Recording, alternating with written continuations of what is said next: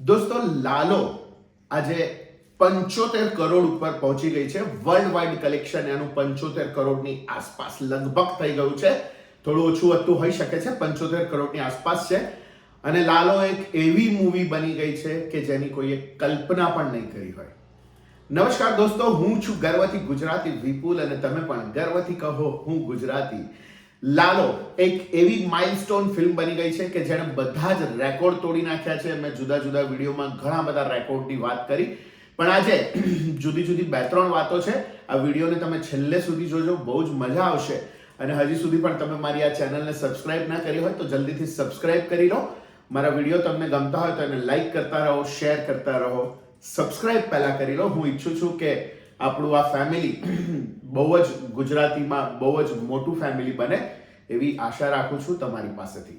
તો વાત કરીએ આજે લાલો કૃષ્ણ સદા સહાયતે 75 કરોડ રૂપિયાનો બિઝનેસ લગભગ થઈ ગયો છે આ ફિલ્મનો. ઇન્ડિયાની વાત કરીએ તો 65 કરોડની આસપાસ અને વર્લ્ડ વાઇડ 75 કરોડની આસપાસનો બિઝનેસ થઈ ગયો છે. નાનો મોટો ફેરફાર હોઈ શકે છે આમાં. એક બીજો રેકોર્ડ, ગજબનો રેકોર્ડ લાલાએ કર્યો છે. શાહરુખ ખાનની સ્ટાઇલમાં કહું તો વો 17 મિનિટ, એ 70 મિનિટ વાળી વાત હતી અને આ 17 દિવસ વાળી વાત છે. 17 દિવસ સુધી સતત લાલાએ 2 કરોડ પ્લસ નો બિઝનેસ કર્યો છે. 17 દિવસ સુધી સતત. ગઈકાલે પહેલી વાર 2 કરોડથી નીચેનું કલેક્શન આવ્યું છે. બાકી અત્યાર સુધી 2 કરોડ પ્લસ, ક્યારેક 4.5 કરોડ, ક્યારેક 7 કરોડ આવા કલેક્શન સાથે લાલાએ આ એક નવો રેકોર્ડ બનાવ્યો છે. સતત 17 દિવસ સુધી 2 કરોડ પ્લસ નો બિઝનેસ કરવા વાળી ફિલ્મ. શું તમને લાગે છે કે આ રેકોર્ડ કોઈ તોડી શકશે? નજીકના ભવિષ્યમાં કોઈ તોડી શકશે એવું તમને લાગે છે? કમેન્ટ બોક્સમાં જરૂરથી લખજો કે તમને શું લાગે છે. તો આ એક અદ્ભુત રેકોર્ડ હતો લાલાનો અને ગજબ. લાલો 100 કરોડની આસપાસ પહોંચી જવાની છે. હવે તો હિન્દી પણ બની રહી છે.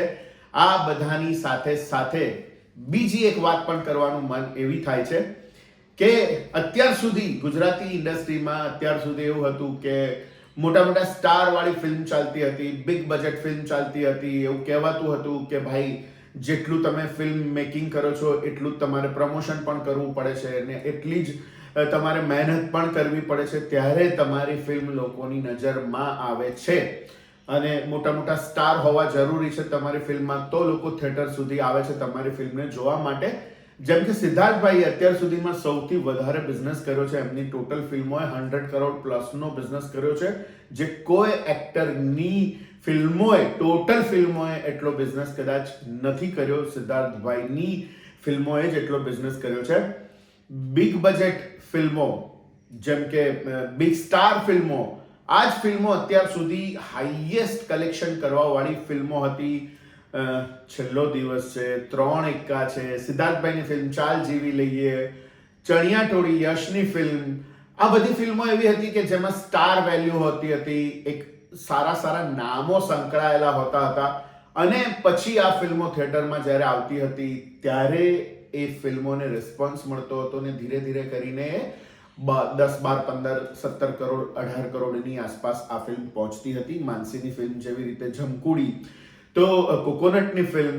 તો આ બધા નામો એવા છે, મોટા મોટા નામો. કોઈ પ્રોડક્શન હાઉસનું નામ, કોઈ એક્ટરનું નામ, કોઈ ડિરેક્ટરનું નામ, કેડીનું નામ, કે આ બધા નામો એવા છે કે જે સંકળાયેલા હોય કોઈ ફિલ્મ સાથે તો એની શક્યતાઓ વધી જાય છે વધારે બિઝનેસ થવાની. અત્યાર સુધી તો એવું જ રહ્યું છે, પણ લાલાએ આ બધી જ શક્યતાઓને તોડી નાખી છે. આ બધી જ વાતોને ખોટી ઠેરવી દીધી છે અને એવો જુવાળ લાવ્યો છે ગુજરાતી ફિલ્મ ઇન્ડસ્ટ્રીમાં કે કોઈએ કલ્પ્યો પણ ના હોય. 75 કરોડની આસપાસનો બિઝનેસ ને 100 કરોડ થવા જઈ રહી છે આ ફિલ્મ.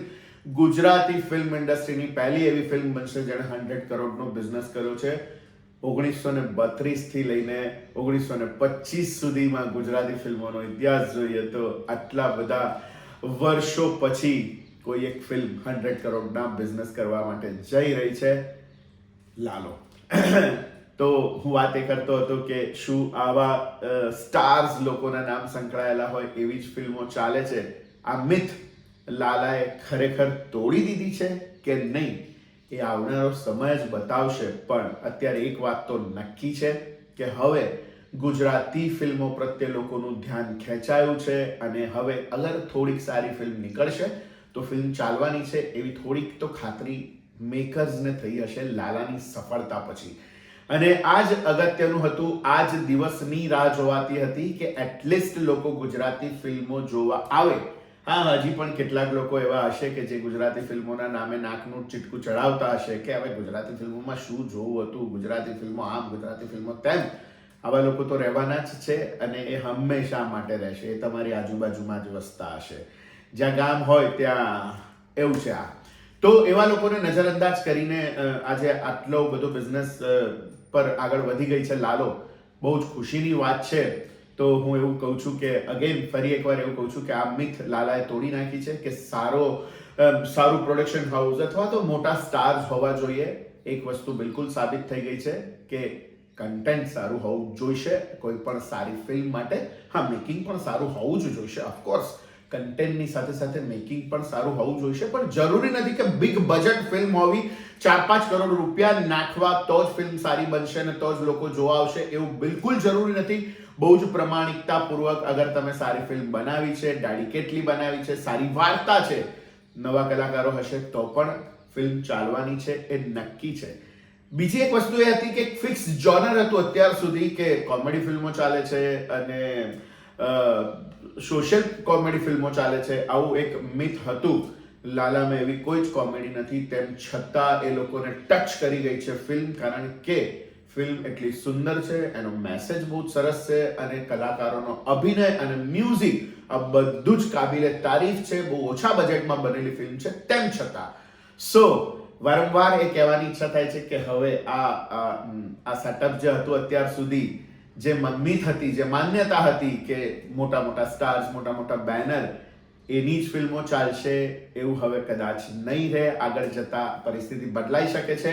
સારી ફિલ્મો, નાના બજેટની ફિલ્મો પણ સારી ફિલ્મો બનશે અગર તો લોકો એને જોવા જશે એવી આશા છે અમને લોકોને. તમને પણ એવી આશા છે કે નહીં? કમેન્ટ બોક્સમાં જરૂરથી લખો દોસ્તો. અને આ વિડીયો તમને કેવો લાગ્યો એ પણ જરૂરથી કમેન્ટ કરો. હિન્દીમાં ફિલ્મ બનવા જઈ રહી છે એ પણ એક ખુશીની વાત છે. એના માટે તમારા શું પ્રતિભાવો છે એ પણ તમે કમેન્ટ બોક્સમાં જરૂરથી લખો. હાઈએસ્ટ ગ્રોસિંગ ફિલ્મ અત્યાર સુધીમાં 75 કરોડ રૂપિયા કમાઈ ચૂકી છે. ઇન્ડિયામાંથી 65 કરોડ અને ફોરેનમાંથી થઈને 75 કરોડ રૂપિયાનું કલેક્શન કર્યું છે. એના વિશે તમારું શું માનવું છે? તમને કેટલી ખુશી છે આ વાતની એ પણ તમે અહીંયા આગળ કમેન્ટ બોક્સમાં શેર કરો. અને આવી જુદી જુદી ઘણી બધી વાતો સાથે હજી પણ લાલાના ઘણા બધા વિડીયો આપણે કરીશું. હજી તો 100 કરોડ બાકી છે, એ સિવાય પણ ઘણા માઇલસ્ટોન બાકી છે. પણ મેં કહ્યું એમ 17 દિવસ સુધી સળંગ 2 કરોડ રૂપિયાનો બિઝનેસ કરવા વાળી આ એવી ફિલ્મ છે કે જેનો રેકોર્ડ તૂટશે કે નહીં? કમેન્ટ બોક્સમાં જરૂરથી લખો દોસ્તો. અને તમને આ વિડીયો ગમ્યો હોય તો એને લાઈક કરો, શેર કરો. મળે દોસ્તો નવા વિડીયોમાં નવી વાત સાથે. ત્યાં સુધી સ્વસ્થ રહો, મસ્ત રહો. આવજો.